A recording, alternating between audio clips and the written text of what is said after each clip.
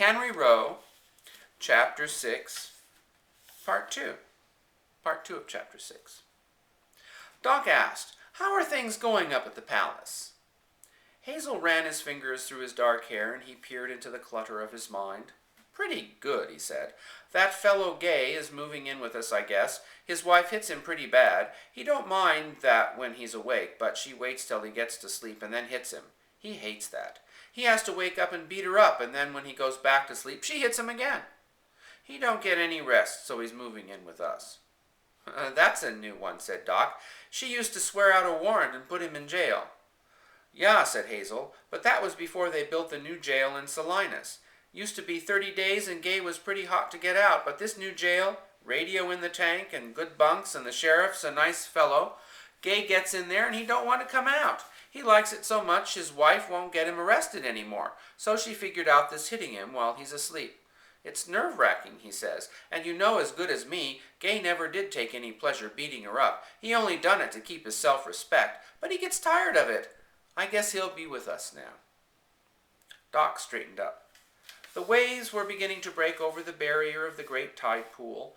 The tide was coming in, and little rivers from the sea had begun to flow over the rocks. The wind blew freshly in from the Whistling Boy, and the barking of sea lions came from around the point. Doc pushed his rain hat on the back of his head.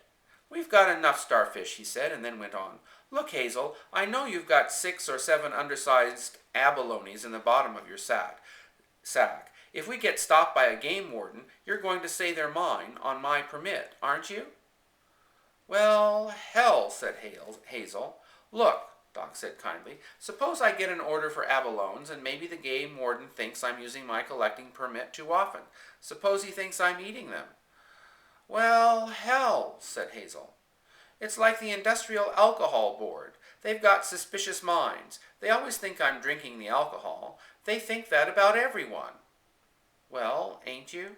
"Not much of it," said Doc. "That stuff they put in it tastes terrible, and it's a big job to redistill it." "That stuff ain't so bad," said Hazel. "Me and Mac had a snort of it the other day." "What is it they put in?" Doc was about to answer when he saw it was Hazel's trick again. "Let's get moving," he said. He hoisted his sack of starfish on his shoulder, and he had forgotten the illegal abalones in the bottom of Hazel's sack.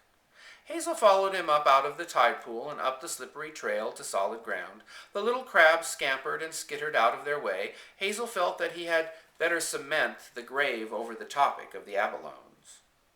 "That painter guy came back to the palace," he offered. "Yes," said Doc. "Yeah, you see, he done all our pictures in chicken feathers, and now he says he's got to do them all over again with nutshells. He says he changed his medium." Doc chuckled. "He's still building his boat?" "Sure," said Hazel. "He's got it all changed around. New kind of boat. I guess he'll take it apart and change it. Doc, is he nuts?" Doc swung his heavy sack of starfish to the ground and stood panting a little. "Nuts?" he asked. "Oh, yes, I guess so. Nuts about the same amount we are, only in a different way." Such a thing had never occurred to Hazel. He looked upon himself as a crystal pool of clarity, and on his life as a troubled glass of misunderstood virtue. Doc's last statement had outraged him a little. "But that boat," he cried. "He's been building that boat for 7 years that I know of. The blocks rotted out and he made concrete blocks. Every time he gets it nearly finished, he changes it and starts over again. I think he's nuts. 7 years on a boat?" Doc was sitting on the ground pulling off his rubber boots. "You don't understand," he said gently. "Henri loves boats, but he's afraid of the ocean." "What's he want a boat for, then?" Hazel demanded. "He likes boats," said Doc. "But suppose he finishes his boat. Once it's finished, people will say, 'Why don't you put it in the water?' Then if he puts it in the water, he'll have to go out in it, and he hates the water. So you see, he never finishes the boat, so he doesn't ever have to launch it."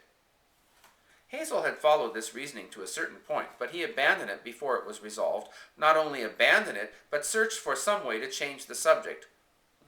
"I think he's nuts," he said lamely. On the black earth on which the ice plants bloomed, hundreds of black stink bugs crawled, and many of them stuck their tails up in the air. "Look at all them stink bugs," Hazel remarked, grateful to the bugs for being there. "They're interesting," said Doc. Well, what they got their asses up in the air for?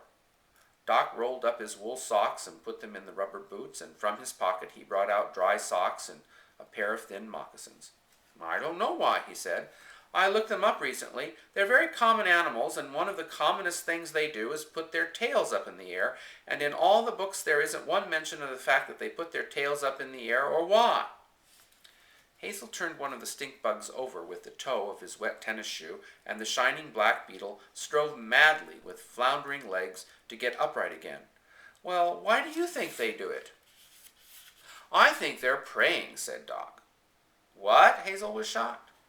The remarkable thing, said Doc, isn't that they put their tails up in the air. The really incredibly remarkable thing is that we find it remarkable.